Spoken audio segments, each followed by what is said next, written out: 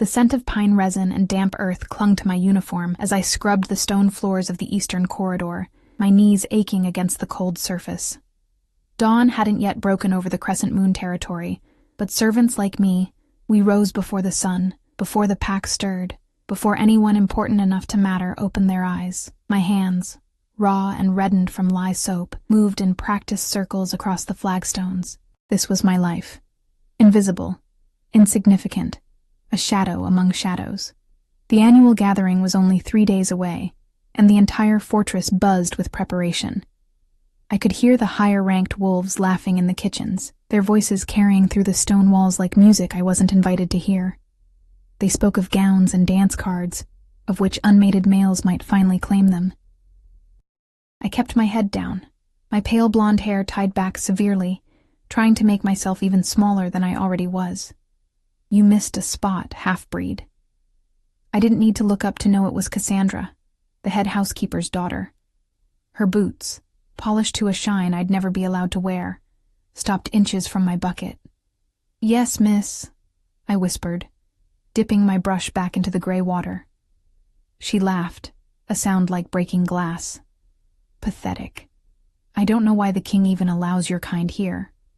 No wolf, no rank, no family, what use are you? The words weren't new.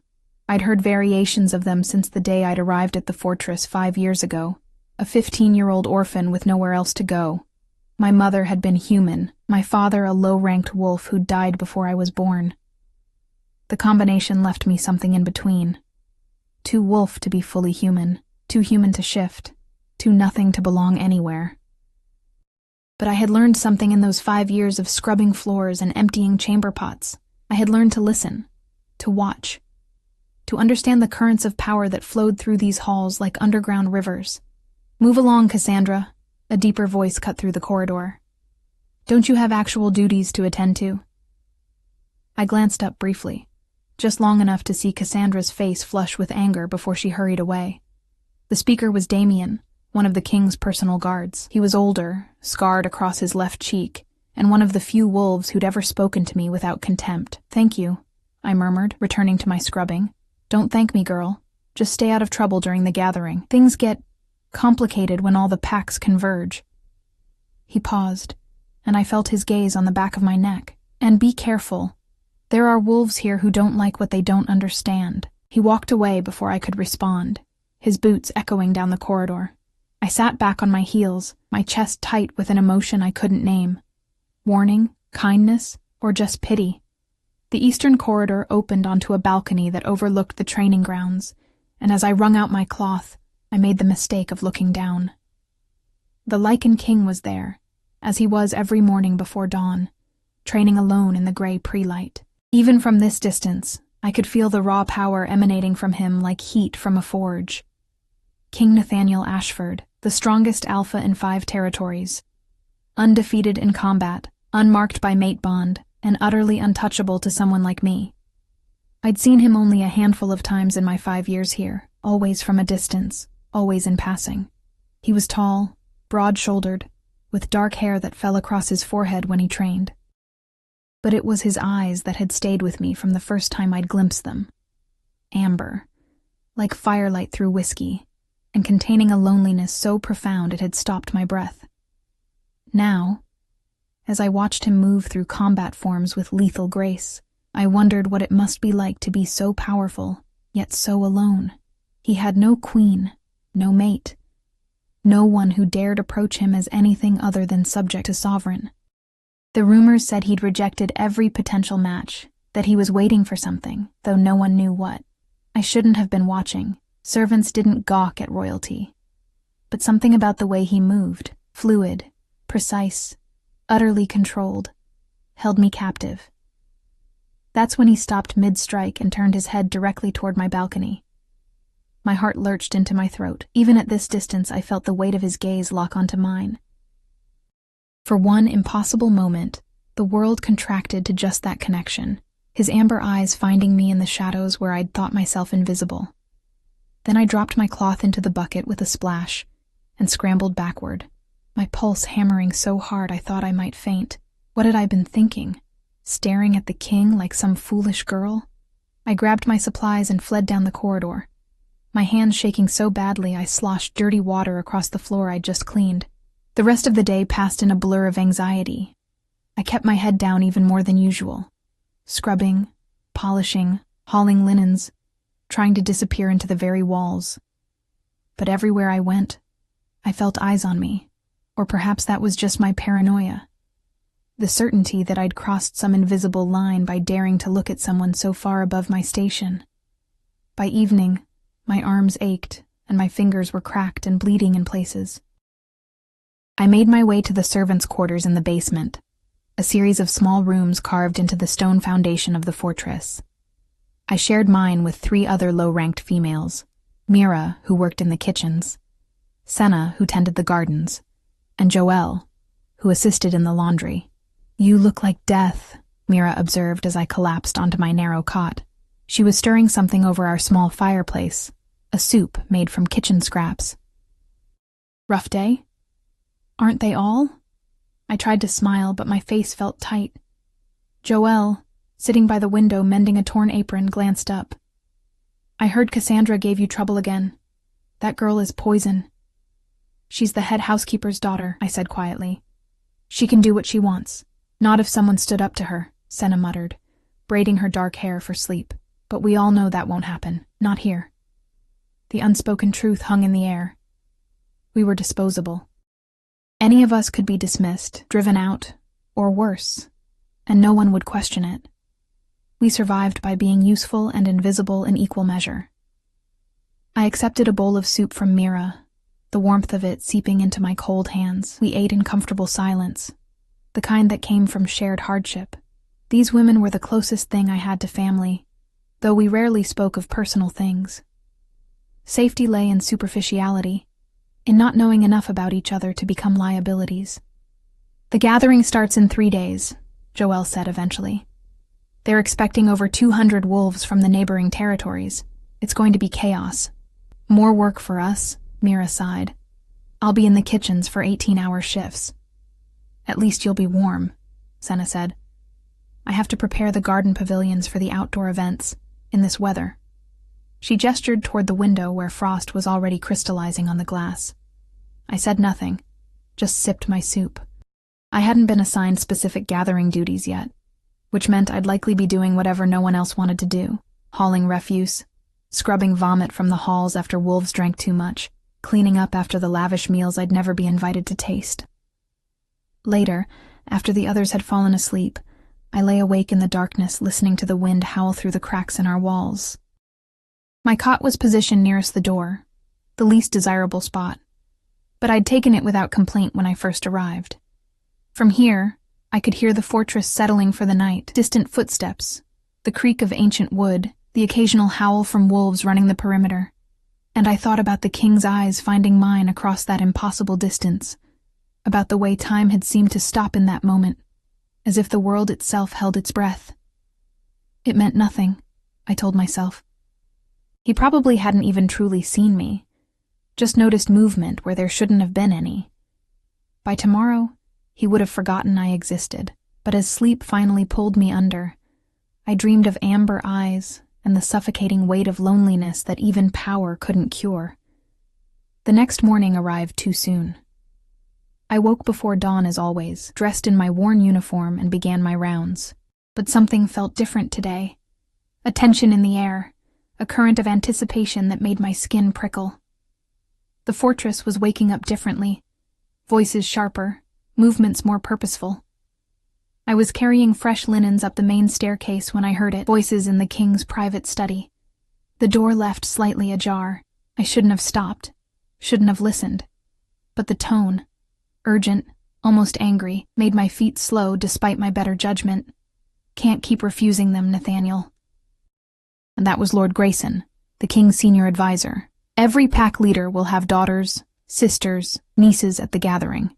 They expect you to choose. I'm not a prize to be won." The king's voice was low, controlled.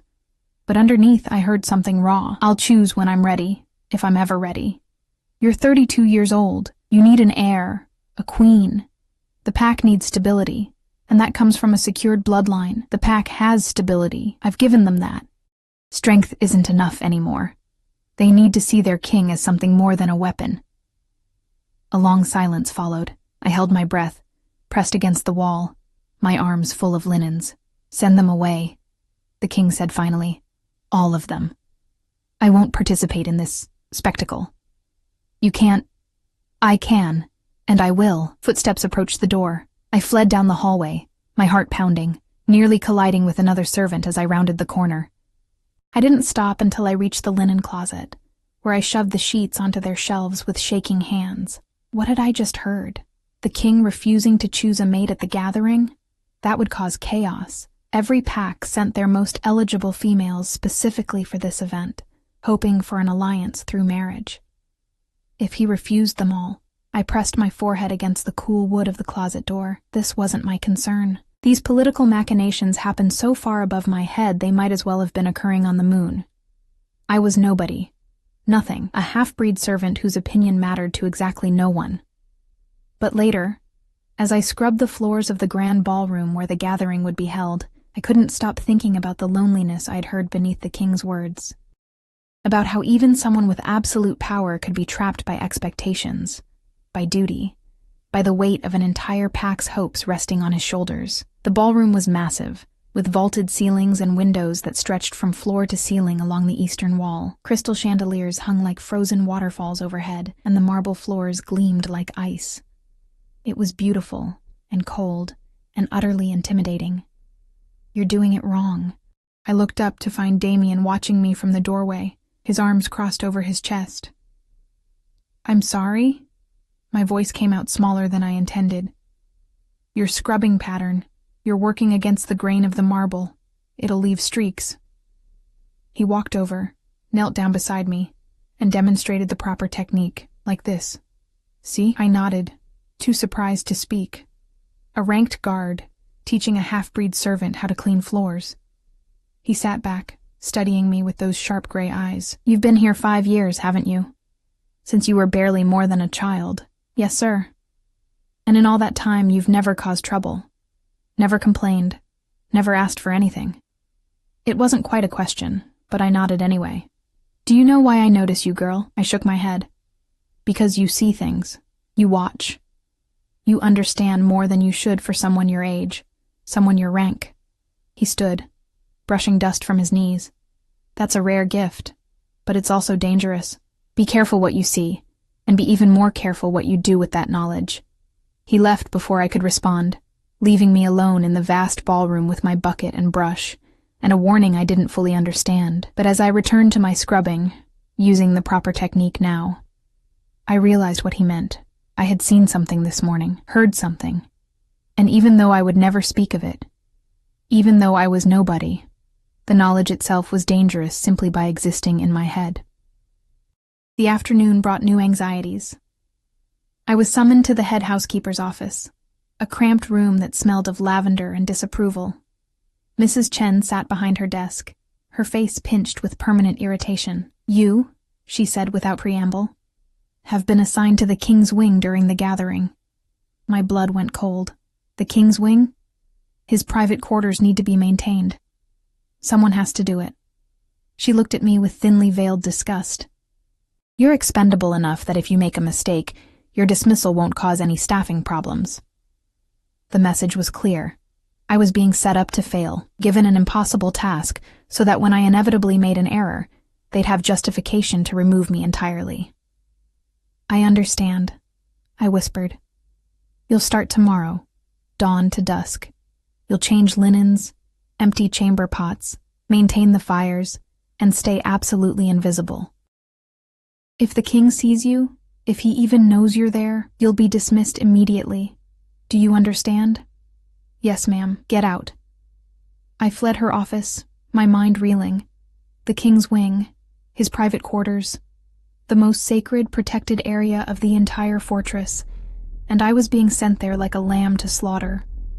That night, I couldn't eat. Mira, Senna, and Joelle tried to comfort me, but we all knew what this meant. I was being removed, just not officially yet. They would wait for me to make one mistake, one misstep, and then I'd be cast out into a world that had no place for someone like me. Maybe it'll be fine, Joelle said without conviction. Maybe you'll never even see him. But I remembered those amber eyes finding mine across an impossible distance, and I knew, with a certainty that lived in my bones, that nothing about this would be fine. As I lay awake that night, listening to the wind and the distant howling of wolves, I thought about survival, about how I'd made it this far by being small, quiet, invisible, about how tomorrow I would have to be even more invisible in a place where the king himself walked, breathed, lived. And I thought about loneliness, his and mine, and wondered if power and weakness were really so different when they both led to the same isolated end.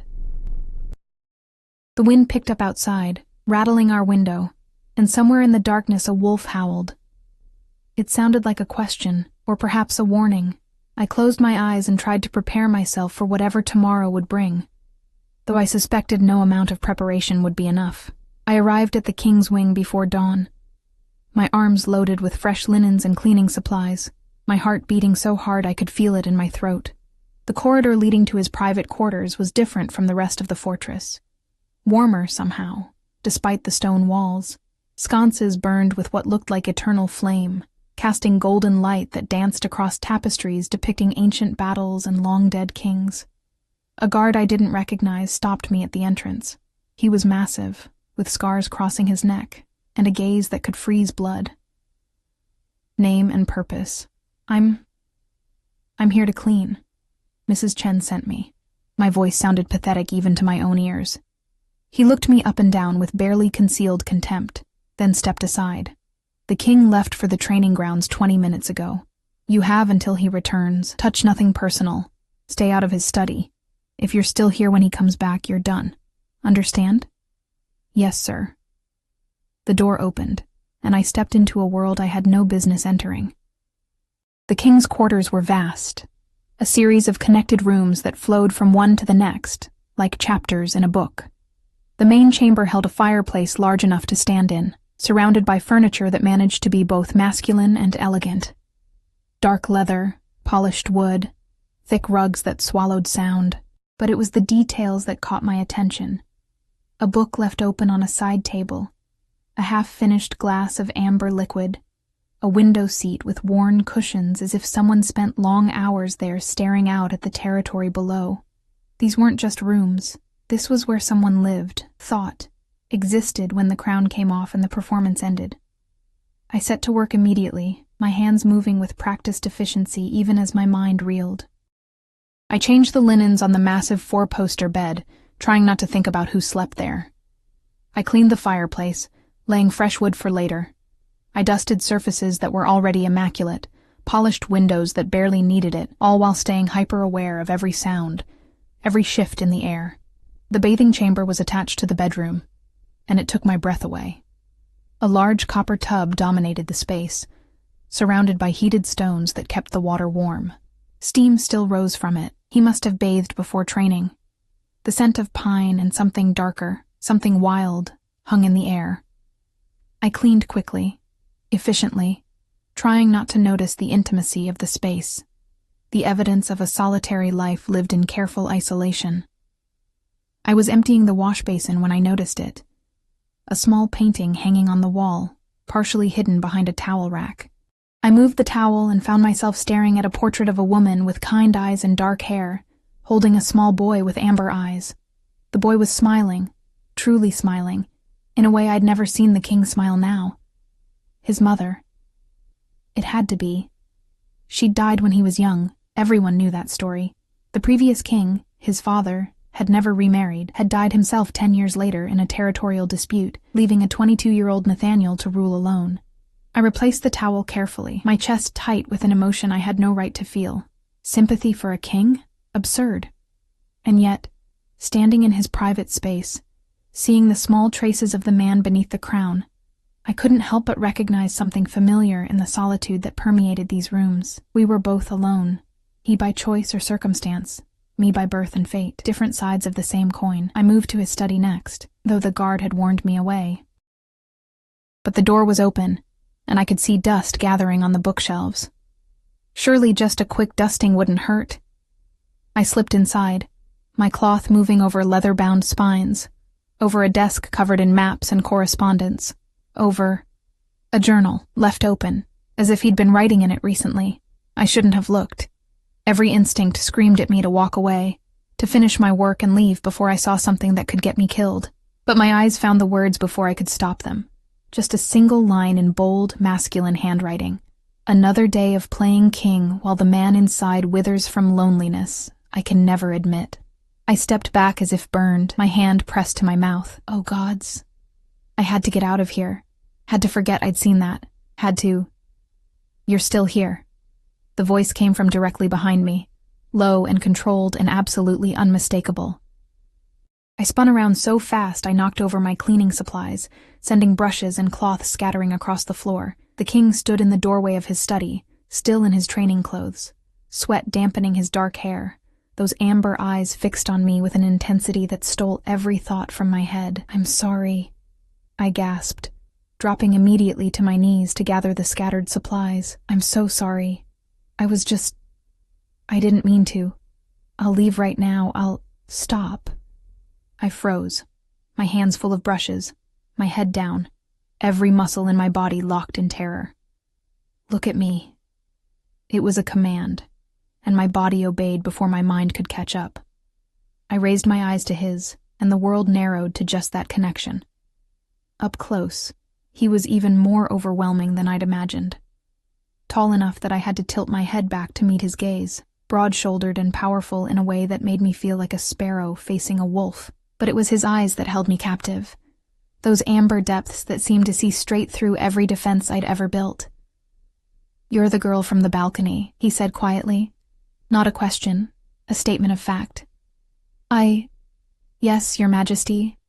I didn't mean to stare. I was just... What's your name? The question surprised me so much I almost forgot to answer. Elena, Your Majesty. Elena. He said it slowly, as if testing the sound of it. How long have you been cleaning my quarters? This is my first day, Your Majesty. Mrs. Chen assigned me yesterday. Something flickered across his face. Understanding, perhaps, or anger at someone other than me. I see. And did Mrs. Chen explain the rules? Yes, Your Majesty. I'm to stay invisible, not to disturb you. I'm sorry. I thought I had more time before you returned. I'll go now. You read it. My blood turned to ice. He'd seen me looking at his journal. Of course he had. I was dead. Dismissed. Cast out to starve in a world that had no place for me. I'm sorry, I whispered, my voice breaking. I'm so sorry. I didn't mean to. It was open. And please, Your Majesty, I won't tell anyone. I swear on my life. I'll forget I ever saw anything. Please don't. Breathe, Elena. The gentle command cut through my panic. I sucked in air, realized I'd been on the verge of hyperventilating. He moved closer, and I had to fight every instinct not to scramble backward. He knelt down, the king, kneeling, and began picking up my scattered cleaning supplies. His hands, large and scarred from combat, handled the brushes with surprising care. You're terrified, he observed, still in that quiet voice. Of me.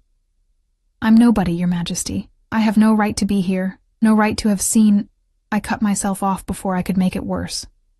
No right to see that I'm lonely. He handed me a brush, and when our fingers accidentally touched, I felt a shock run through my entire body.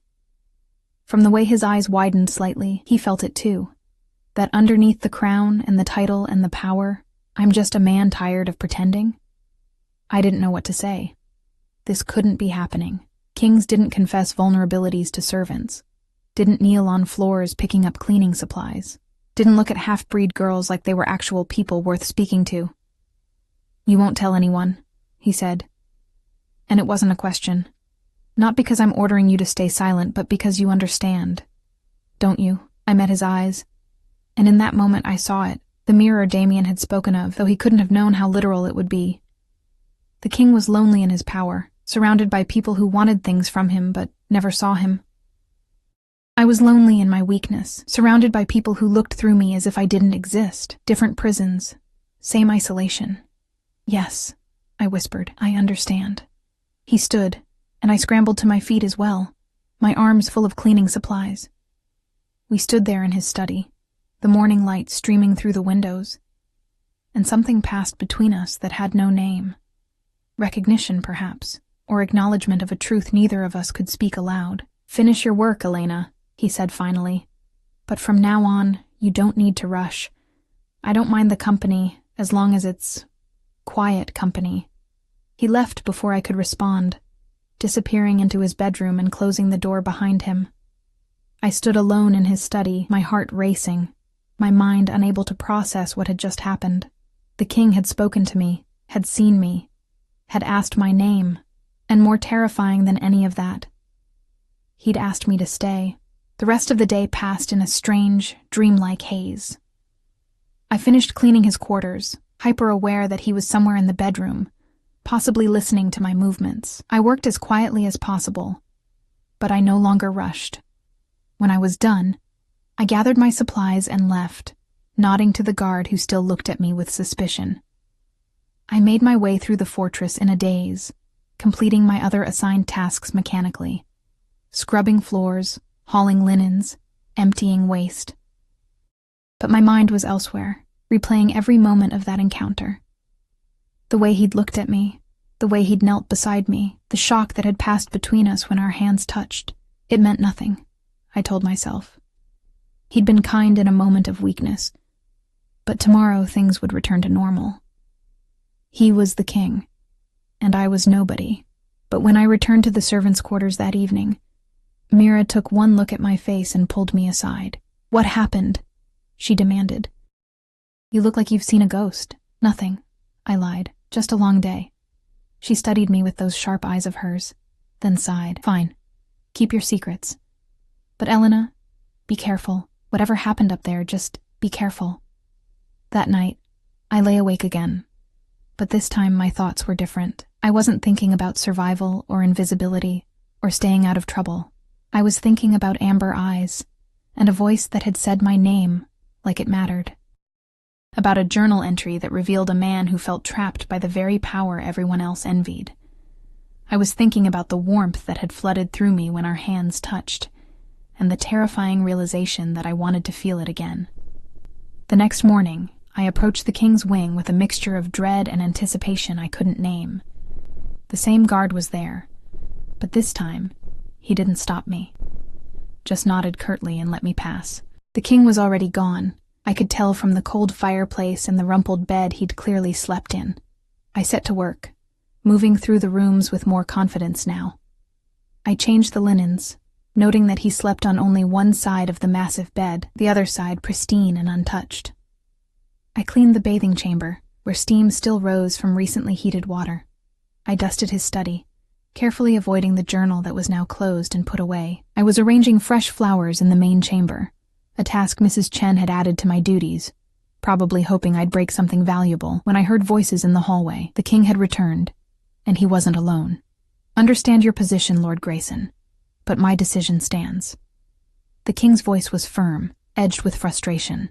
"The packs arriving tomorrow expect a spectacle. They expect you to at least acknowledge their daughters, their sisters. Then they'll be disappointed." The door opened, and both men entered. I immediately pressed myself against the wall, making myself as small and invisible as possible. "Don't look at me," I prayed. "Don't acknowledge me. Let me disappear." Lord Grayson noticed me first. His eyes swept over me with contempt. "You have a servant here?" During private discussions, the king's gaze found me, and I saw something flash in those amber depths. "Elena is discreet. She can stay." My heart stopped. He'd not only acknowledged me, but defended my presence. Lord Grayson's expression turned thunderous. "Your Majesty, this is highly irregular. Many things about my reign are irregular, Grayson. This is just one more." The king moved to the window, his back to both of us. "The gathering begins tomorrow. I'll attend. I'll fulfill my duties as host, but I will not be paraded in front of eligible females like a prize bull. Is that clear?" "Crystal, Your Majesty." Grayson's voice was tight with anger. "Though I fear you're making a grave mistake. The pack needs a strong leader. That's what I provide. Everything else is negotiable." Grayson left, his displeasure radiating from every line of his body. The door closed behind him, leaving me alone with the king. I stood frozen against the wall, barely breathing. "You can move, Elena," he said without turning around. "I'm not going to bite." I stepped away from the wall, my hands clasped in front of me. "I'm sorry, Your Majesty. I should have left when you entered." "Why?" He turned to face me, and in the morning light his features looked carved from stone. "This is your workplace. You have every right to be here. I'm just a servant. You're a person." He said it simply, as if it were obvious. "Tell me something, Elena. What do you think of the gathering?" The question shocked me. "Your Majesty, my opinion doesn't—" "I'm asking anyway." I swallowed hard, choosing my words carefully. I think it's difficult to choose a partner when everyone is performing, when no one is showing you who they really are, only who they think you want them to be." He studied me for a long moment, and I wondered if I'd said too much, revealed too much of my own feelings about masks and performances, and the exhaustion of never being allowed to be real. "Exactly," he said softly. "Exactly that." He moved closer, and I fought the urge to step back. This close, I could see the fine lines around his eyes, the shadow of stubble on his jaw, the way his shoulders carried a weight that never lifted. "You're different from yesterday," he observed. "Less terrified." "Should I be terrified, Your Majesty?" "Most people are. Of me, of what I represent. Power makes people careful." "Power," I said quietly, "and weakness. They both make people careful, just in different ways." His eyes sharpened. "And which are you, Elena? Powerful or weak?" "I'm a half-breed servant with no family, no rank, and no wolf." "I think the answer is obvious. Is it?" He was very close now, close enough that I could see flecks of gold in those amber eyes. "You're standing here, speaking honestly to a king who could end you with a word. That doesn't seem weak to me. That seems brave." My breath caught. No one had ever called me brave. Pathetic, yes. Worthless, certainly. But brave? "I should finish my work," I whispered. Not because I needed to, but because I needed distance before I did something catastrophically stupid like cry, or, worse, reach out to touch him. "Of course."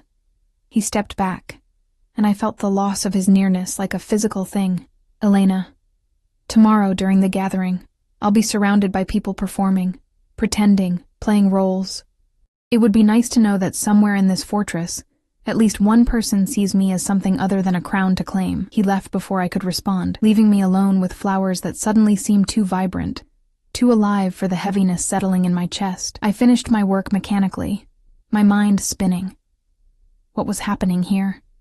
Why was the king speaking to me like this? Confiding in me? Looking at me like I mattered? It was dangerous. So dangerous. If anyone found out he was speaking to me, acknowledging me, I'd be removed immediately. Or worse. The other servants already hated me for my mixed blood. If they thought I was trying to rise above my station, trying to catch the king's attention. But I wasn't trying. That was the terrifying part. This was just happening. Like a current pulling me along, and I had no idea where it would lead. That evening, the fortress was in chaos. Wolves from neighboring territories were beginning to arrive, their carriages filling the courtyards, their servants demanding rooms and accommodations. I worked until my hands bled, hauling luggage, preparing chambers, staying invisible as nobles swept past me without a glance. I was carrying an armful of linens up the main staircase when I saw her. A woman so beautiful she seemed to shimmer. Tall, with cascading auburn hair, and a dress that probably cost more than I'd earn in a lifetime. She stood in the entrance hall surrounded by attendants, and when she spoke, her voice carried like music. "Where is he? Where's the king? I've come all this way and he hasn't even greeted me personally." "Lady Vivian, please," one of the stewards soothed. "His Majesty is preparing for tomorrow's ceremony. He'll be at the welcoming banquet tonight." Vivian. I'd heard that name before. She was the daughter of the most powerful pack in the Eastern Territories, and rumor had it, she'd been pursuing the king for years. She was everything I wasn't: beautiful, confident, powerful, born to wear a crown. I hurried past before she could notice me, before I could think too hard about the sick feeling in my stomach. What did it matter if the king had been kind to me? What did it matter if we'd shared a moment of understanding? He would choose someone like Vivian, someone worthy, and I would return to being invisible, as I should be. But that night, as I lay in my cot listening to Mira, Senna, and Joelle whisper about the arriving nobles, I couldn't stop thinking about amber eyes and a voice that had called me brave, and I wondered, with a terror that lived in my bones, what tomorrow would bring. The gathering's opening ceremony began at sunset, and the fortress transformed into something from a dream. Torches blazed along every corridor, crystal chandeliers threw rainbows across marble floors, and the grand ballroom, which I'd scrubbed on my hands and knees just days ago, now glittered with wolves dressed in silks and jewels that caught the light like stars. I wasn't supposed to be anywhere near the festivities. My duties kept me in the shadows, ensuring the guest chambers remained stocked with fresh linens. The private bathing rooms had heated water, the servants' passages stayed clear for those carrying food and drink to the celebration. I moved through the fortress like a ghost, glimpsing the party only in fragments, a laugh echoing down a hallway, music drifting through an open door, the rustle of expensive fabric as nobles passed without seeing me. But I saw them, and more importantly, I saw her. Lady Vivian commanded every room she entered. She wore crimson silk that clung to her curves, her auburn hair swept up to reveal a throat adorned with rubies. Wolves, male and female alike, orbited around her like moons around a planet. And when the king finally entered the ballroom, her smile was predatory and confident. I watched from a servant's entrance, partially hidden behind a heavy curtain, as the crowd parted for him. King Nathaniel wore formal black, severe and elegant, his dark hair combed back from his face. He looked every inch the ruler, powerful, untouchable, alone even in a room full of people. His eyes swept the crowd once, a practiced gesture, and for one impossible moment, I thought his gaze paused on the shadows where I stood. But then Vivienne was at his side, her hand on his arm, her voice carrying across the sudden hush. "Your Majesty, you look magnificent. Shall we begin the evening with a dance?" Protocol demanded he accept. Everyone knew it. The opening dance of the gathering always belonged to the most prominent unmated female in attendance. But I saw the tension in his shoulders, the tightness around his eyes, the way his jaw clenched before he nodded and led her to the center of the floor. The musicians began to play, something slow and formal, and they moved together with practiced grace. They looked perfect together, I realized with a hollow ache. Matched in power, in status, in the way they held themselves like people born to rule. "You shouldn't be watching." I spun to find Damien beside me, his expression unreadable in the dim light of the servants' passage. "I was just checking the entrance was clear," I lied. "Sure you were." He studied me with those sharp gray eyes. "You've been assigned to the king's quarters." It wasn't a question, but I nodded anyway. "Has he spoken to you?" My heart lurched. Did Damien know? Had someone seen? Yes, briefly. He asked my name. "And what did you tell him?" "The truth, that I'm Elena, that I'm nobody." Damien was quiet for a moment, his gaze returning to the ballroom where the king and Vivienne continued their dance. "Listen to me carefully, girl. The king is under enormous pressure to choose a mate. Every pack leader here has brought their best offerings. Daughters, sisters, nieces, all hoping to become queen. The politics are vicious, and anyone perceived as interfering will be eliminated. I'm not interfering. I'm just cleaning his rooms. Are you?" He looked at me again, and I saw something like concern in his scarred face. "Because from where I'm standing, you're watching him like you have a stake in who he chooses. And if I can see it, others will too." Heat flooded my face. Was I that transparent? It's not like that. "I know my place. Good. Keep knowing it. Because they'll destroy you, Elena. Not because you're a threat. You're not really, but because you're easy to destroy. And that makes you a convenient target if anyone wants to send a message." He left me there, his warning hanging in the air like smoke. I watched the dancers a moment longer, then forced myself to turn away. Damien was right. I was being foolish, allowing myself to feel things I had no right to feel. The king had been kind to me, had treated me like a person, and in my pathetic loneliness, I had mistaken that kindness for something more. I returned to my duties, spending the rest of the evening in the upper corridors, changing linens in guest rooms while their occupants danced below. But I couldn't stop thinking about that dance, about the way Vivienne had looked at the king like he was already hers. Near midnight, I was descending the servants' staircase with an armload of soiled linens when I heard voices, urgent, angry, coming from a storage room beneath the main staircase. I should have kept walking, should have minded my own business, but one of the voices was familiar. And before I could think better of it, I'd set down my load and crept closer. Don't care what your father promised you, Vivienne. I'm not making any decisions tonight. The king's voice was tight with controlled anger. You can't keep avoiding this, Nathaniel. Vivienne's sultry tone had hardened into something sharp. Every pack here expects you to choose. I've been patient. I've played this game perfectly, and you know I'm the logical choice. Logic isn't everything. What else is there? Love? She laughed, brittle and cold. We're not children. This is about power, alliances, strength, and I offer you all three. You offer me a transaction, a business arrangement dressed up in silk and rubies. And what do you want instead? Some fairy tale? Some weak little thing who'll look at you with doe eyes and bore you within a month? Her voice dripped with contempt. You're a king, Nathaniel. Act like one. The silence that followed was deadly. When the king spoke again, his voice was glacier cold. Get out. Nathaniel. I said get out. And don't presume to tell me how to be a king. You may be powerful, Vivienne, but you're in my territory under my roof. Remember that. I heard footsteps approaching, and scrambled backward into the shadows. Vivienne emerged first, her beautiful face twisted with rage. She swept past without seeing me, her crimson dress swirling like blood. The king followed moments later, but he stopped at the base of the stairs, his hand gripping the banister so hard his knuckles went white. I held my breath, pressed against the wall, praying he wouldn't notice me.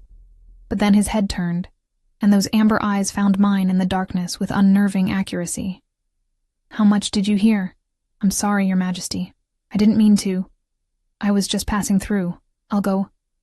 Elena. Just my name, spoken quietly, but it stopped me mid-retreat. Come here! Every instinct screamed at me to run. This was dangerous. Being alone with him in a darkened corridor while the party raged above, if anyone saw us, if anyone even suspected, but I stepped forward anyway, drawn by something I couldn't name. Something stronger than fear or common sense. Up close, I could see the exhaustion in his face.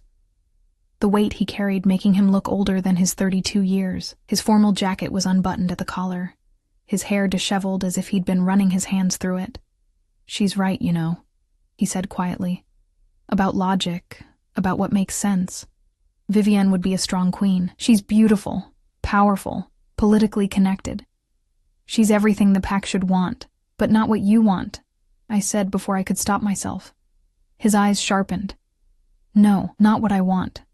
The air between us felt charged, heavy with things neither of us could say. Above us, music played and wolves danced and celebrated. But here in the shadows beneath the stairs, the world had contracted to just the two of us. What do you want, Your Majesty? The question escaped before I could call it back. He studied me for a long moment, and I saw something raw flicker across his face. Something real. Someone who sees me, not the crown. Someone who doesn't want anything from me except... He trailed off, shaking his head. It doesn't matter. That's not how this works. Maybe it should be. Spoken like someone who's never had to balance the needs of hundreds of wolves against their own desires. But there was no cruelty in his words, just a tired sort of honesty. You should go, Elena. Being seen with me will only cause you trouble.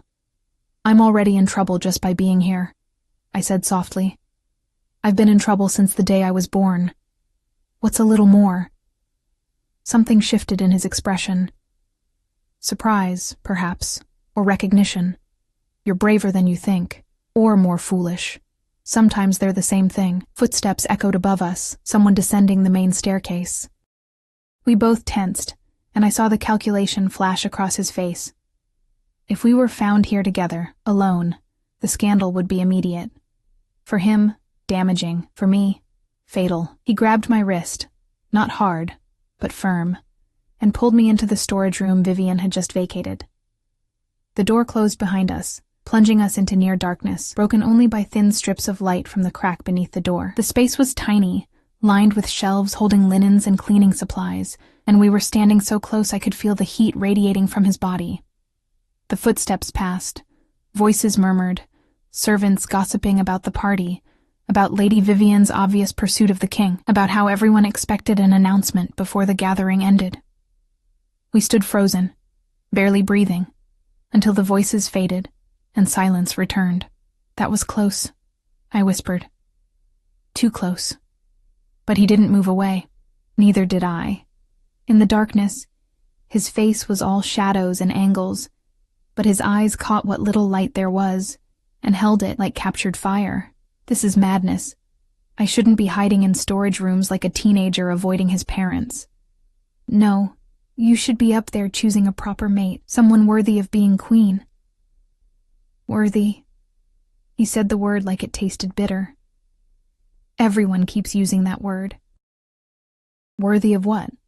A life of duty and performance? Of producing heirs and hosting banquets and never being allowed to be anything other than a perfect political accessory? That's what queens do, isn't it? That's what they're supposed to do. But what if I wanted something different? What if I wanted... He stopped himself, jaw clenching. What? I prompted, though I knew I shouldn't. Knew I was stepping into territory that could destroy us both. What if I wanted someone who looked at me the way you did that morning on the balcony? Like I was just a man training in the pre-dawn light, not a crown to claim or a prize to win. His voice had dropped to barely more than a whisper. What if I wanted someone real? My heart was hammering so hard I thought it might break through my ribs. Your Majesty. Nathaniel. When we're alone, call me Nathaniel. I can't. That's not... We're not... I struggled to find words that would re-establish the proper distance between us, the safe distance. You're a king. I'm nobody. This conversation shouldn't be happening. And yet it is. He was right. Against all logic, all sense, all the rules that governed our separate worlds. Here we were in a storage room beneath the stairs while a party full of eligible nobles danced above us. It was absurd, impossible, dangerous. And I never wanted it to end. I need to go, I said, though I didn't move. If someone realizes I'm missing from my duties, I know. He stepped back, creating space between us that felt wrong despite being necessary. You're right. I shouldn't have pulled you in here. I apologize. Don't. The word came out sharper than I intended. Don't apologize for treating me like a person instead of furniture, even if it's dangerous, even if it can't last. Don't apologize for that. Something in his expression cracked open, showing the loneliness beneath. You understand. Why do you understand? Because I'm lonely too, I admitted, the truth spilling out before I could contain it. Because I spend every day being invisible, being nothing, and sometimes I wonder if I even exist at all. And then you looked at me, really looked at me, and for the first time in 5 years I felt like maybe I was real after all. The silence that followed was absolute. I'd said too much, revealed too much, crossed every line I'd sworn not to cross.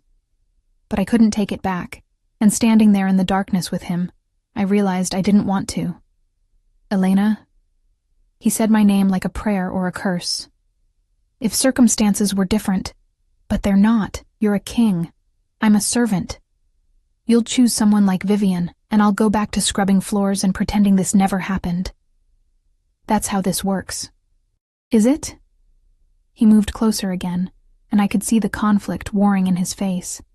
What if I don't want that? What if I'm tired of doing what's expected? Then hundreds of wolves suffer because their king is selfish. The words hurt to say, but they were true. You don't have the luxury of choosing what you want. Neither do I. We are who the world made us. Fatalist philosophy from a girl who's barely 20. I'm 20. And you learn fatalism quickly, when you're born into a world that doesn't want you. He flinched as if I'd struck him. "I want you." The words hung in the air between us, impossible and terrifying and more honest than anything that had been spoken in the ballroom above. My breath caught, and for one wild moment I thought about closing the distance between us, about finding out what his lips would feel like against mine, about throwing caution away and taking one thing I wanted instead of always settling for scraps. But footsteps approached again, different this time, heavier, purposeful. "Your Majesty?" Lord Grayson's voice called from the corridor. "The council is asking for you. They want to discuss tomorrow's proceedings." The spell broke. Reality crashed back in with all its sharp edges and impossible distances. "Go," Nathaniel whispered. "Out the back entrance, quickly." I didn't argue. I slipped through the storage room's rear door into the servants' passages, my heart racing, my mind reeling. Behind me, I heard him emerge and greet Grayson with the cool, controlled voice of a king who hadn't just confessed impossible things to a nobody in the darkness. I made my way back to my duties on shaking legs, collected the linens I'd abandoned, and somehow finished my work for the night. But my hands moved mechanically while my mind replayed every word, every look, every moment of being close enough to touch him. "I want you." He'd said it, meant it, and now I had to live with knowing that what I wanted most in the world was the one thing I could never have. The servants' quarters were quiet when I finally returned near dawn. Mira, Senna, and Joelle were already asleep, exhausted from their own endless shifts during the gathering. I collapsed onto my cot, still wearing my uniform, too tired to change, too overwhelmed to think, but sleep wouldn't come. I lay staring at the ceiling, listening to my roommates breathe, and felt the tears finally come. Silent tears that slid down my temples and into my hair, born of longing and impossibility, and the cruel joke the universe had played by letting me feel seen just long enough to remember what invisibility cost. Somewhere above me, in his private quarters, Nathaniel was probably doing the same thing, lying awake, trapped by duty and expectation, alone despite being surrounded by people who wanted him. We were mirrors of each other, separated by everything that mattered and connected by the one thing that didn't: understanding. And tomorrow, the gathering would continue, and he would smile at nobles, and I would scrub floors, and we would both pretend that tonight had never happened, because that was survival, and if nothing else, I knew how to survive. The second day of the gathering dawned cold and gray, matching my mood perfectly. I dragged myself from my cot after barely 2 hours of sleep, dressed in my uniform with mechanical precision, and prepared to face a day of pretending I was fine, while my chest felt like someone had carved out the center of it. The king's quarters. I still had to clean the king's quarters. The thought made me want to hide in the servants' wing forever. But Mrs. Chen would notice my absence, and I couldn't afford to lose this position. No matter how much it hurt, I had to face him. Had to return to the professional distance we should have maintained from the beginning. The guard at the entrance to the king's wing was different today, younger, less scarred, but equally suspicious. He let me pass without comment, and I entered the familiar rooms with my heart in my throat. The king wasn't there. I could tell immediately from the stillness, the cold fireplace, the untouched breakfast tray left on a table. He must have left early, probably to avoid me. The thought should have brought relief. Instead, it felt like rejection, which was absurd because there was nothing to reject. We were nothing, could be nothing. I set to work with grim determination, channeling all my confused emotions into scrubbing and polishing and organizing. The bed was barely disturbed. He'd hardly slept. His bathing chamber showed signs of recent use, but the water had gone cold. In his study, papers were scattered across the desk as if he'd been working through the night. And there, partially hidden beneath a stack of correspondence, was his journal. I should have ignored it, should have cleaned around it and moved on. But my treacherous hands reached for it before my mind could intervene, and it fell open to a page dated last night, written in that bold masculine script I now recognized. Met her in the darkness beneath the stairs. Spoke truths I've never admitted to anyone. She sees me, truly sees me, and it's both a gift and a curse. How do I choose duty when my heart has finally woken after years of dormancy? How do I condemn her to invisibility when acknowledging her would destroy us both? There are no good choices here, only different kinds of loss. I closed the journal with shaking hands and stepped back as if it had burned me. He'd written about me. About us. About feelings that mirrored my own so perfectly it was like looking into a twisted reflection. This was worse than I'd thought. This wasn't just kindness or fleeting attraction. This was real, and real things could cause real damage. I finished my work in a fog, barely aware of my own movements. When I finally left his quarters, I felt hollowed out, scraped clean of everything except a dull ache that had settled into my bones. The fortress was chaos. More nobles had arrived overnight, and the schedule for the day included hunting parties, formal lunches, and an evening masquerade ball. I was assigned to the hunting party preparations, hauling equipment, preparing the horses, ensuring the nobles had everything they needed for their sport. I was in the stables checking saddles when I heard her voice. "You there, servant girl." I turned to find Lady Vivian standing in the stable entrance, backlit by the gray morning light. She wore a riding habit of deep green velvet, her auburn hair braided elegantly down her back. 3 other noble ladies flanked her, all watching me with varying degrees of disdain. "Yes, my lady?" I kept my voice neutral, my eyes down. "I need my horse saddled immediately. The king is leading the hunting party, and I intend to ride beside him." She moved closer, and I caught the scent of expensive perfume. "What's your name?" "Elena, my lady. Elena." She said it like she was testing a weapon. "You're the half-breed everyone's been whispering about. The one assigned to the king's private quarters." My blood went cold. "I'm just a cleaning servant, my lady. Nothing more. Is that so?" Her smile was sharp as glass, because I've heard interesting things about how the king seems distracted, about how he's been seen in unusual places at unusual times, about how there's a certain little mouse who seems to appear wherever he is. "I don't know what you've heard, my lady, but I assure you, I don't care what you assure me." She stepped so close I could see the flecks of gold in her green eyes. "Let me make something very clear, Elena. The king will be mine. It's only a matter of time before he stops this childish resistance and accepts what everyone knows is inevitable. And when that happens, anyone who tried to interfere with my claim will discover exactly how unforgiving I can be." One of her companions giggled, a cruel sound. "Should we be threatened by a servant, Vivian? She's hardly competition." "Of course not," Vivian agreed, though her eyes never left mine. "But even insects can be annoying when they buzz too close. Sometimes you have to crush them just to restore peace and quiet." The threat was clear and deliberate. I kept my expression carefully blank, though my heart hammered against my ribs. "I understand, my lady. Will that be all?" "For now." She turned away, dismissing me with a gesture. "Have my horse ready in 10 minutes. And Elena, remember what I said. It would be a shame if you had an accident. These stables can be so dangerous." They left in a rustle of expensive fabric and poisonous laughter. I stood alone among the horses, my hands trembling, fear and anger warring in my chest. She knew. Somehow she knew or suspected, and now I was a target. I saddled her horse with mechanical precision, trying to think through my options. I could run, leave the fortress before things got worse, but where would I go? I had no family, no connections, no way to survive outside these walls.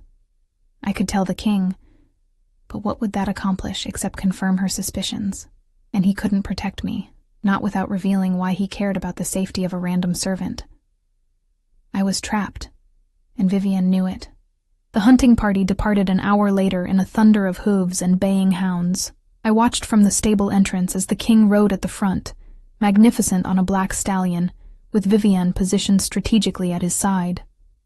She looked like she belonged there, powerful, beautiful, every inch a future queen. And I looked like what I was, a half-breed servant covered in hay and horse sweat, completely beneath notice. The rest of the day was a blur of exhausting labor. I helped prepare the formal lunch, served nobles who didn't see me, cleaned up after them with numb efficiency. By evening, when the masquerade preparations began, I was running on nothing but stubbornness and the grim determination not to let Vivian see she'd gotten to me. The ballroom had been transformed again. Elaborate masks hung from ribbons, Candles flickered in holders shaped like roses, and servers circulated with trays of champagne and delicacies I'd never taste.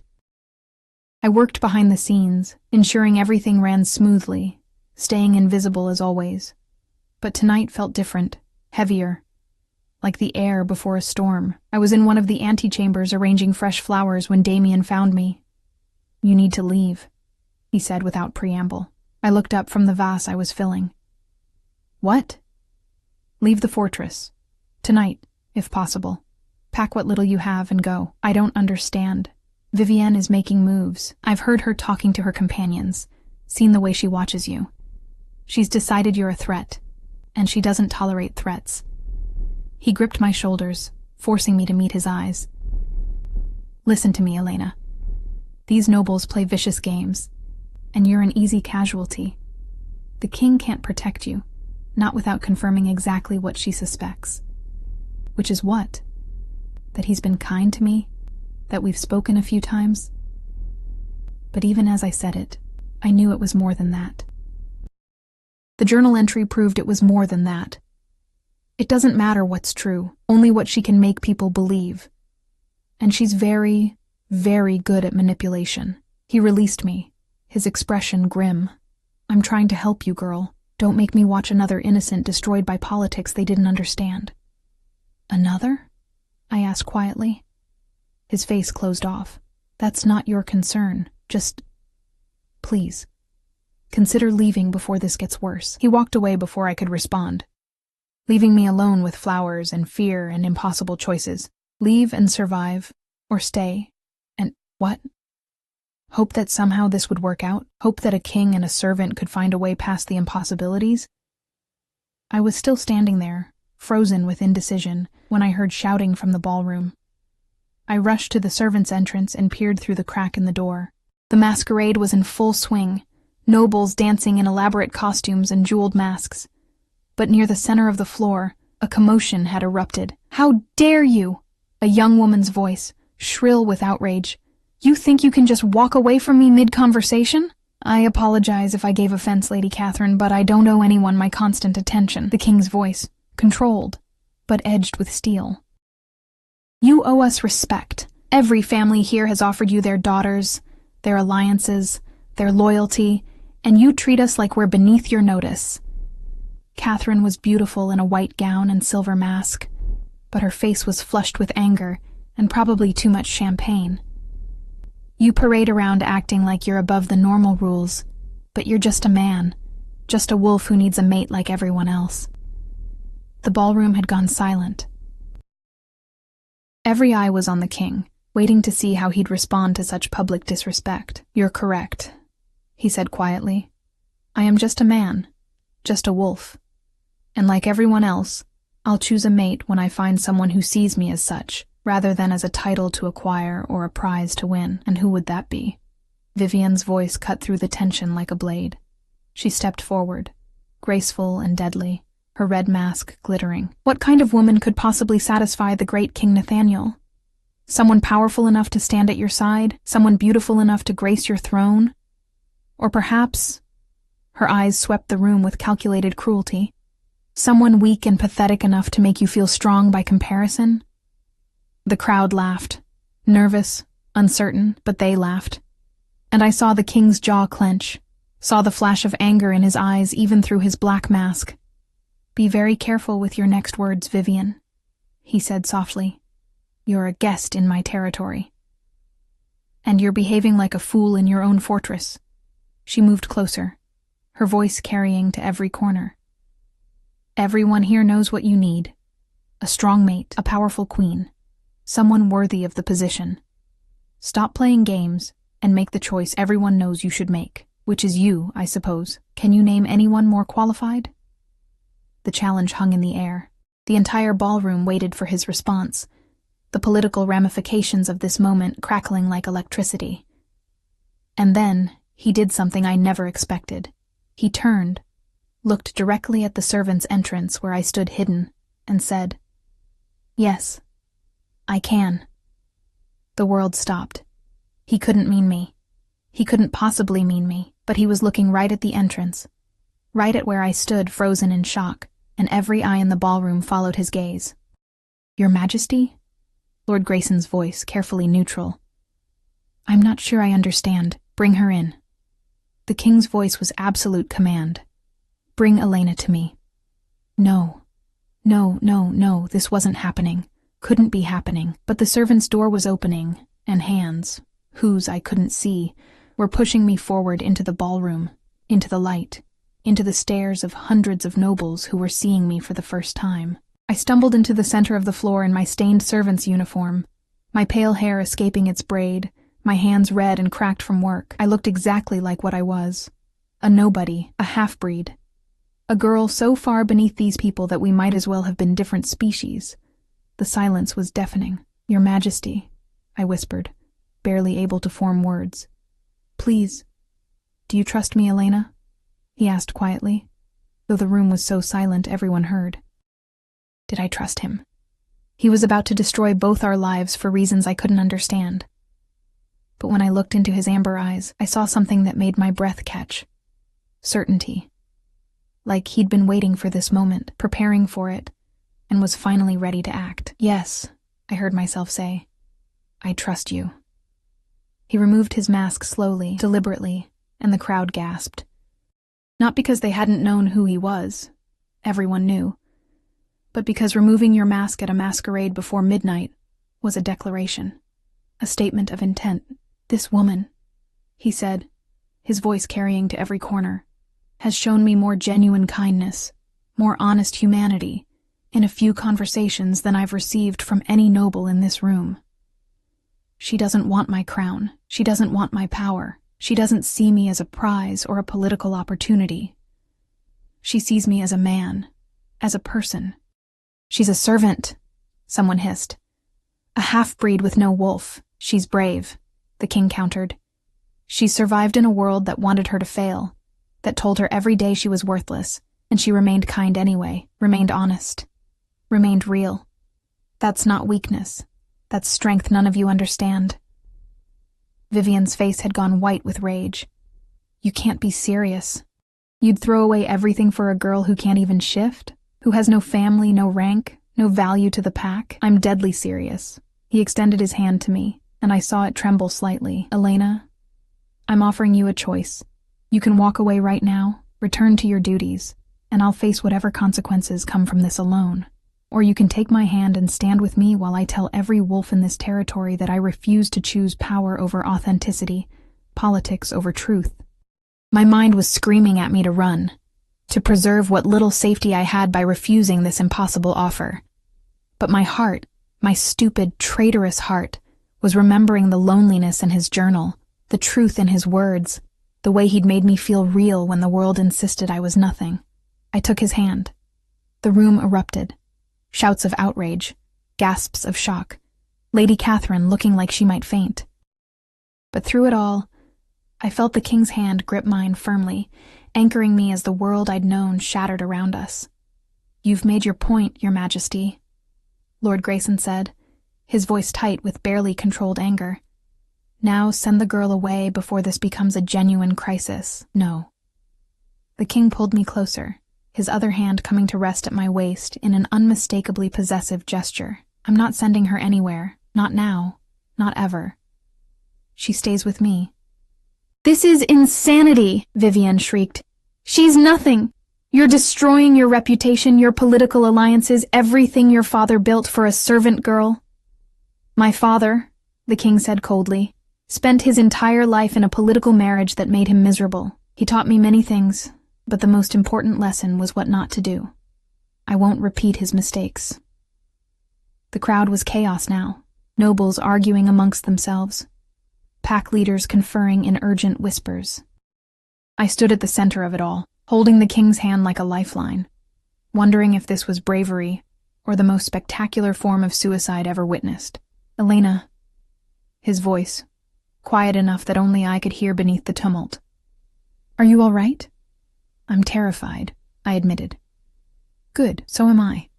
But at least we're terrified together. And despite everything, despite the anger radiating from Vivian, despite the political disaster unfolding around us, despite not knowing if we'd survive the next hour, I felt myself smile. For the first time in my life, I wasn't alone in my fear. And somehow that made all the difference. The ballroom emptied in waves of outrage and scandal. Pack leaders stormed out with their daughters, allies withdrew support with icy declarations, and Lord Grayson retreated to his chambers claiming a headache that fooled no one. Within an hour, half the gathering attendees had departed, their carriages thundering away into the night like an exodus. But some remained, the curious, the opportunistic, and, most dangerously, those like Vivian who saw opportunity in chaos. Nathaniel kept me close through it all, his hand never leaving mine as he dismissed servants, calmed the few loyal advisors who remained, and issued orders with the calm authority of someone who'd already accepted the consequences of his choice. When the ballroom finally cleared except for guards and a handful of staff cleaning up the wreckage of overturned chairs and abandoned champagne glasses, he led me through the corridors toward his private wing. "You should probably let me go," I said quietly as we walked, "before this gets worse. It can't get worse. I've already committed the unforgivable sin of choosing authenticity over politics." He glanced at me, and in the torchlight his eyes held something fierce and protective. "Besides, if I let you go now, Vivian will have you removed from the fortress within hours. At least this way I can protect you. By making me a target, by painting me as the reason you rejected every eligible noble in 5 territories, you were already a target the moment she noticed I looked at you differently." We reached his quarters, and he nodded to Damien, who stood guard. The older wolf's expression was unreadable, but he opened the door without comment. "Come inside, Elena. We need to talk." I'd cleaned these rooms a dozen times, but entering them as something other than a servant felt surreal. Nathaniel guided me to the sitting area near the fireplace, which someone had already stoked into a roaring blaze. He poured 2 glasses of amber liquid from a crystal decanter and handed me one. "I don't drink," I said automatically. "Tonight you do. Trust me, you'll need it." The liquid burned going down, but it settled some of the trembling in my hands. I sat on the edge of an armchair while Nathaniel paced in front of the fire, running his hands through his dark hair until it stood in disarray. "I'm sorry," he said finally.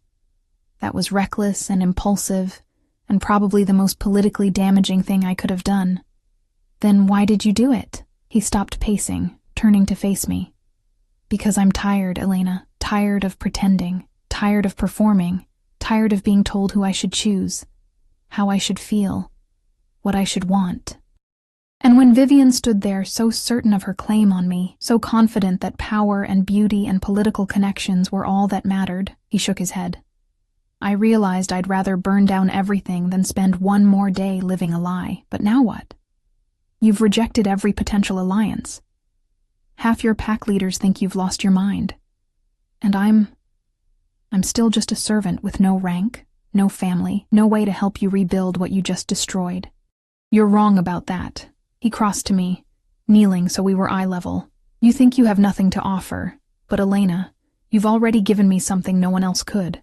Truth, honesty, the courage to stop hiding behind duty and expectation. That's worth more than all the political alliances in the world. Pretty words, I said, though my voice shook. But they won't feed your pack when trade agreements fall apart. They won't protect your borders when allies withdraw support. I'm not naive, Nathaniel. I know what you've sacrificed, and I know it's my fault. It's not your fault. It's my choice. He took my hands in his, and I felt that same electric shock from our first touch. But you're right about one thing. We need a plan. We need to prove that my choice wasn't madness, that you're not some weakness to exploit, but a strength they haven't learned to recognize yet. Before I could respond, urgent knocking rattled the door. Damien entered without waiting for permission, his face grim. Your Majesty, we have a problem. Vivian and 3 other pack leaders are demanding an emergency council meeting. They're claiming you're unfit to rule, that you've been compromised by... He glanced at me uncomfortably. By inappropriate attachment to a servant. They want you to step down temporarily until your judgment can be evaluated by a neutral party. Nathaniel's jaw clenched. Let me guess. Vivian has already suggested who this neutral party should be. Her father, Lord Crimson, and his allies. Damien's expression was apologetic. Your Majesty, they have enough support to make this formal. If you don't address the council, they'll claim you're avoiding accountability. Then I'll address them. Nathaniel stood, his posture shifting into something regal and dangerous. "Gather everyone in the Great Hall. I'll speak to them within the hour." Damien hesitated, looking at me. "And the girl? Elena stays with me, under my personal protection. Anyone who touches her will answer to me directly." After Damien left, Nathaniel turned to me with eyes that held both apology and determination. "I need you to trust me one more time. What I'm about to do will either secure your place here or destroy us both, but I won't do it without your consent." "What are you planning?" "To make you untouchable." He cupped my face gently, his thumb tracing my cheekbone. "To claim you in front of the entire pack in a way that no one can dispute or undo. But Elena, once I do this, there's no going back. Your life will never be what it was. You'll be bound to me, protected by me, but also targeted by everyone who opposes me. So I'm asking, do you want this? Not just tonight, not just until the scandal dies down, but permanently?"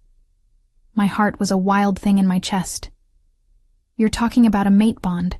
I'm talking about claiming you as mine in every way that matters. Politically, personally, permanently." His amber eyes searched mine. "I know it's fast. I know it's insane. But I've spent 32 years waiting for something real. And now that I've found it, I'm not letting it go. So tell me, do you want this too?" I thought about my life before. Invisible, insignificant, surviving but never truly living. I thought about the loneliness that had defined me, the constant feeling of being on the outside looking in. And I thought about how this man, this king, had seen me when no one else bothered to look, had valued me when the world insisted I was worthless, had risked everything to defend my worth to people who would never understand. "Yes," I whispered. "I want this. I want you." His kiss was gentle at first, almost reverent, but it deepened quickly into something urgent and claiming. I'd never been kissed before, had never thought anyone would want to kiss me. But Nathaniel's mouth on mine felt like coming home to a place I'd been searching for my entire life. His hands tangled in my pale hair, pulling me closer, and I let myself fall into it, into him, without holding anything back. When we finally broke apart, both breathing hard, he rested his forehead against mine. "Whatever happens in that council meeting," he murmured, "remember this. Remember that you're mine, and I'm yours, and no political maneuvering can change that." "I'll remember," I promised. The Great Hall was packed, not just with the remaining gathering attendees, but with Fortress staff, guards, and pack members who'd heard rumors and come to witness the spectacle. I stood at Nathaniel's side on the raised platform where he held court, feeling hundreds of eyes boring into me with emotions ranging from curiosity to outright hatred. Vivienne stood at the front of the opposition, flanked by her father, a silver-haired man with cruel eyes, and 3 other pack leaders whose territories bordered Nathaniel's. They looked like judges preparing to deliver a verdict. "King Nathaniel," Lord Crimson began, his voice carrying through the hall. "We've gathered here out of deep concern for your well-being and the stability of our territories. Your behavior tonight was unprecedented. Rejecting eligible mates from respected families in favor of a servant with no rank, no family, no contribution to pack strength. It suggests judgment that has been severely compromised." "My judgment is sound," Nathaniel replied calmly. "What you witnessed was not compromise, but clarity." "Clarity?" Vivienne stepped forward, her beautiful face twisted with contempt. "You call throwing away political alliances for a half-breed girl clarity? She can't even shift, Nathaniel. She brings nothing to your line, nothing to your pack.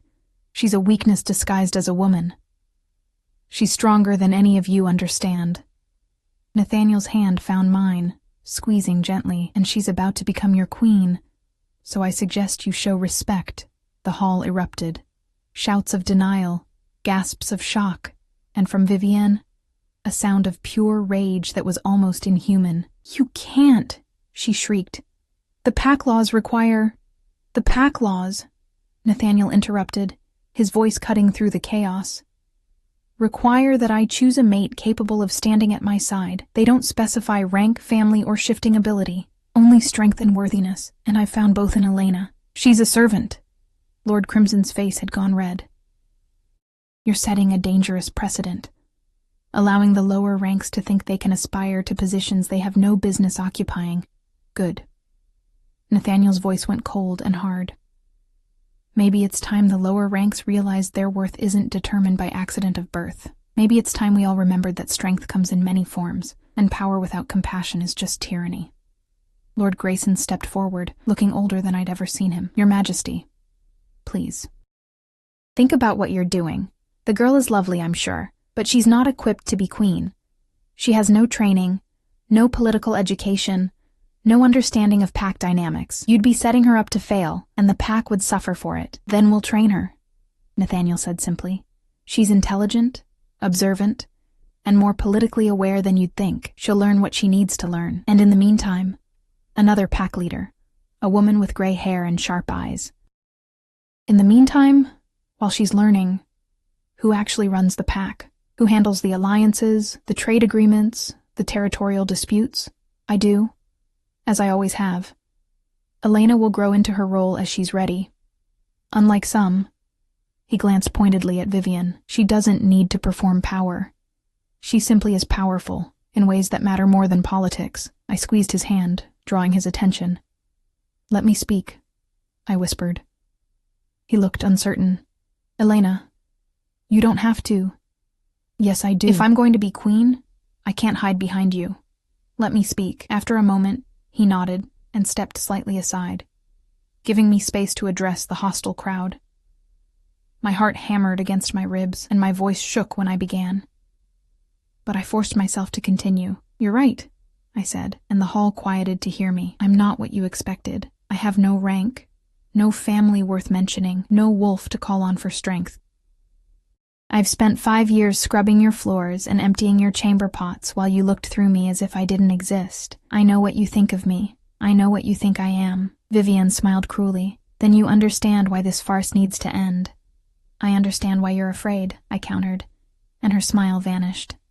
Because I represent something you can't control. The possibility that worth isn't born, it's proven. That power isn't just about who can shift the fastest or who has the most impressive bloodline. That sometimes the strongest person in the room is the one who survived, despite everyone telling them they shouldn't exist. Pretty words from a servant playing dress-up, Lord Crimson sneered. I'm not playing anything. I'm standing here, terrified, in front of people who want me gone, defending my right to exist alongside someone I care about. If that's not strength, then what is? Your daughters, Lord Crimson, would they do the same? Would they stand here without their family's power backing them and speak truth to a hostile room? Silence greeted my question. I don't expect you to accept me, I continued, my voice growing steadier. I don't expect you to like me or respect me or think I'm worthy. But I'm asking you to give me a chance to prove I can do this. Not because I want power, but because I want to help. I've seen how the lower ranks live, how they struggle, how they're dismissed and ignored. Maybe that perspective is exactly what this pack needs.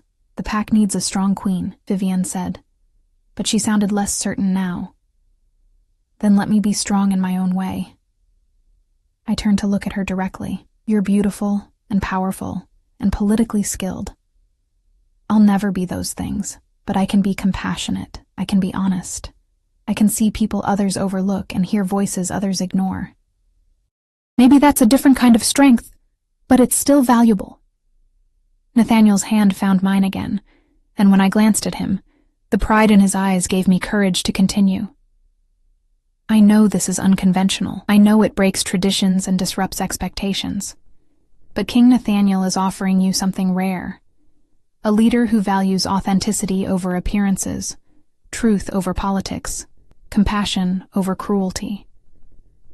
If you reject that, if you reject us, you're choosing comfort over growth. Safety over progress, and I think you're all stronger than that. The silence that followed felt different, less hostile, more thoughtful.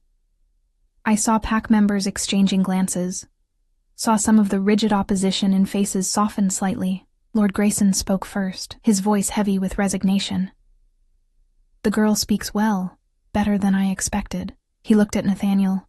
Your Majesty, I still think this is a mistake, but if you're determined to proceed, then we need assurances. The girl, Elena, needs proper education, proper preparation.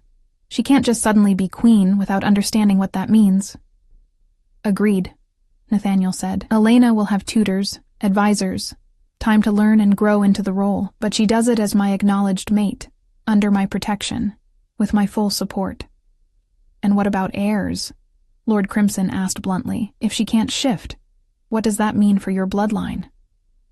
"That's our concern," Nathaniel replied coolly, "not yours." Vivienne, who'd been silent through my speech, finally spoke. Her voice was quiet, controlled, but underneath I heard the venom. "You think you've won, both of you. But this isn't over. Traditions exist for reasons, and breaking them has consequences you can't imagine yet. I'll be watching, little servant, and the moment you fail, the moment you prove you're not strong enough for this, I'll be there to remind everyone I was right all along. Then watch closely," I said, meeting her gaze without flinching. "Because I don't plan on failing." She turned and swept from the hall, her father and several supporters following. But notably, some remained. Not everyone had abandoned us. The council meeting dissolved slowly, pack members filtering out in small groups, whispering amongst themselves. Damien approached the platform, his scarred face thoughtful. "That was brave, girl," he said to me. "Stupid, perhaps, but brave." "Thank you, I think." He looked at Nathaniel. "You know this isn't over. Vivienne isn't the type to accept defeat gracefully. She'll look for ways to undermine Elena, to prove she's not fit for the role. Let her try," Nathaniel said. "Elena has something Vivienne doesn't. She actually cares about people beyond how they can serve her ambitions. That'll matter more than Vivienne thinks." The following weeks were the hardest of my life. True to his word, Nathaniel assigned me tutors in history, politics, pack law, and diplomacy. I studied until my eyes burned, practiced protocol until I dreamed in formal gestures, learned the names and alliances of every significant pack in 5 territories. But more than that, I learned to navigate the treacherous social dynamics of the fortress. Not everyone accepted me. Many still saw me as an upstart servant who'd seduced the king. But slowly, carefully, I began to build alliances of my own. I started with the servants, the ones I'd worked alongside for 5 years. I convinced Nathaniel to improve their working conditions, increase their wages, give them voices in decisions that affected them. It was small, but it mattered, and word spread.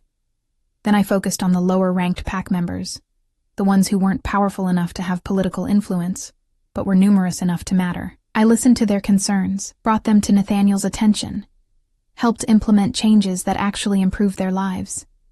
I made mistakes.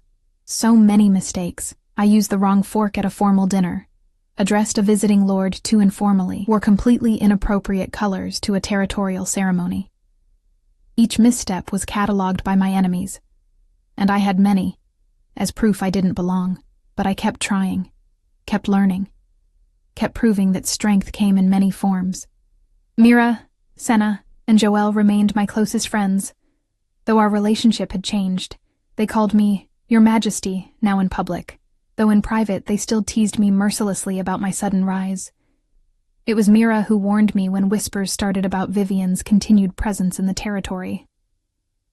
"She's up to something," Mira said one evening while helping me prepare for yet another formal event. "She didn't leave with the others. She's staying at the Eastern guest house, supposedly visiting friends, but everyone knows she's waiting for you to fail." "Then I won't fail," I said with more confidence than I felt. "You're doing well, you know. Better than anyone expected." Joelle adjusted my hair. I'd finally learned to wear it in styles befitting a future queen. "Even Lord Grayson admitted you're exceeding expectations." "Lord Grayson also said I have the political instincts of a newborn rabbit," I reminded her. "Yes, but he said it almost affectionately," Senna pointed out. "That's progress." The real progress came 3 months after that chaotic council meeting. Nathaniel and I had been working on a new initiative, creating a council that included representatives from all ranks, not just the powerful elite. It was revolutionary, and many traditional pack leaders hated it. But the lower ranks loved it, and their support began to shift the political landscape. We were reviewing the final proposal in his study, our study now, since I'd moved into his quarters officially after the claiming ceremony, when Damien entered with urgent news. "Your Majesty, we have a situation. A group of rogues has been attacking the eastern border. 3 families displaced, 2 wolves injured. They're asking for the king's intervention." Nathaniel was on his feet immediately. "Gather the guard. We leave within the hour." "I'm coming with you," I said. Both men stared at me. "Elena, this is dangerous. Battle isn't—" "I know I can't fight," I interrupted. "But I can help the displaced families, organize shelter, distribute supplies, provide comfort. That's what a queen does, isn't it? She serves her people, especially in crisis." Nathaniel studied me for a long moment, then nodded. "You're right. But you stay behind the front lines. Damien, assign her a protective detail." The eastern border was chaos when we arrived. Families huddled together, children crying, wolves in defensive positions watching the tree line. The rogues had retreated, but everyone knew they'd return. While Nathaniel organized the defense with his warriors, I worked with the displaced families. I distributed blankets, helped set up temporary shelters, held crying children while their parents spoke with soldiers. I used everything I'd learned about quiet observation and genuine care, treating each person like they mattered. It was during this work that I met her, an elderly woman named Margaret, whose home had been destroyed in the attack. She was fierce despite her age, refusing help until I'd knelt in the mud beside her and simply listened. "You're the new queen," she said. Not a question. "I'm trying to be. Heard you were a servant, half-breed with no wolf. That's true." She studied me with sharp eyes. "You could have stayed in the fortress where it's safe. Why come here?" "Because these are my people now, our people, and they need help." Something in her weathered face softened. "You'll do, girl. You'll do just fine." That simple acceptance meant more than any political victory. The rogues attacked again at dusk, and though I stayed behind the lines as promised, I witnessed Nathaniel's power firsthand. He was magnificent in combat, controlled ferocity, protecting his pack with everything he had. And when it was over, when the rogues had been driven off and captured, he came to me covered in dirt and minor wounds, and the first thing he did was check that I was safe. "You were amazing," I told him, helping clean a cut on his arm. "So were you. Margaret has been telling everyone you're the best thing that's happened to this pack in decades." Margaret is biased. I gave her extra blankets. He laughed, pulling me close despite the blood and grime. "I love you, Elena." "I don't think I've said that enough." "You've said it plenty." I kissed his jaw gently, "but I never get tired of hearing it." 6 months after that night in the ballroom, we held the formal coronation ceremony. I wore a gown of silver and blue, colors I'd chosen myself, representing both strength and compassion. My pale hair was arranged in an elegant style that Senna had spent hours perfecting, and when I walked down the great hall toward where Nathaniel waited with the crown, I didn't feel like a servant playing dress-up. I felt like I'd finally found where I belonged. The crown was lighter than I expected. Nathaniel placed it on my head with hands that trembled slightly, and when I rose as Queen Elena, the crowd's response was mixed. Some cheered genuinely, some applauded politely, some remained silent. But in the front row, Mira, Senna, and Joelle were crying with pride. Damien nodded with approval. Lord Grayson looked almost fatherly. And Margaret, who'd insisted on attending despite her age, was beaming. Vivian was there too, standing at the back with her father. Her face was a mask of controlled rage, but she'd stayed. Perhaps to witness my failure, or perhaps because even she had to acknowledge that I'd survived longer than anyone predicted. After the ceremony, during the celebration feast, Nathaniel pulled me aside into a quiet corridor. "Any regrets?" he asked. "About becoming queen? Marrying you? Turning my entire life upside down?" I pretended to think. "Maybe 1 or 2, but they're vastly outweighed by everything I've gained." "Like what?" "Like you. Like purpose. Like finally understanding that being different isn't weakness, it's just being different. And sometimes different is exactly what the world needs." He kissed me then, deep and claiming and full of promise for the life we were building together. A life that wouldn't be easy, that would face challenges and opposition, and people who would never fully accept me. But it would be real, and it would be ours, and that was enough. When we finally returned to the feast, hand in hand, I caught Vivienne watching us. For just a moment, our eyes met across the crowded hall. I didn't grin or gloat. I simply nodded, an acknowledgement of the battle she'd lost, and the grace with which she'd have to accept it. She turned away, and I never saw her again. Word reached us months later that she'd married a powerful lord from the Northern Territories, securing the political alliance she'd always wanted. I hoped she found happiness there, though I doubted she would. Some people were too focused on winning to ever learn contentment. Years passed. I grew into my role as queen, though I never stopped being myself. I maintained connections with the lower ranks, implemented reforms that genuinely improved lives, and learned to navigate politics without losing the compassion that defined me. Nathaniel and I faced challenges, territorial disputes, political opposition, wolves who never stopped seeing me as unworthy. But we faced them together, supporting each other through every crisis. And eventually, against all expectations, I became pregnant. The healers couldn't explain it. My lack of wolf should have made conception impossible. But life, I'd learned, didn't always follow the rules people expected. Our daughter was born on a spring morning, with pale blonde hair like mine and amber eyes like her father's. She could shift. The healers confirmed it within days, carrying both my humanity and Nathaniel's power in one perfect combination. We named her Hope, because that's what she represented. Hope that different didn't mean less, that breaking traditions could create something beautiful, that love was stronger than politics or prejudice or predetermined paths. Lord Grayson cried when he met her. Damien became her unofficial protector, and Margaret, who'd lived to see the coronation and so much more, held her gently and whispered, "You'll do, little one. You'll do just fine." On Hope's first birthday, I stood on the balcony where I'd once watched Nathaniel train before dawn, back when I was just a servant who thought she was invisible. The territory stretched before me, peaceful and prosperous. Below, preparations were underway for the celebration, not a formal political event, but a genuine festival where wolves from all ranks would gather to celebrate together. Nathaniel joined me, wrapping his arms around my waist, our daughter sleeping against his shoulder. "Do you ever think about how it started?" he asked quietly. "How unlikely all of this was. Every day." I leaned back against his strength. A king and a servant. It should never have worked, but it did, because we were both brave enough to choose truth over safety, or foolish enough. "Sometimes they're the same thing," he said, echoing words we'd spoken years ago in a storage room beneath the stairs. I turned in his arms to look at him, this man who'd seen me when I was invisible, who'd valued me when I was worthless, who'd risked everything to prove that love mattered more than politics. "I love you," I said. "I know I don't say it enough." "You say it plenty." He smiled, using my own words against me.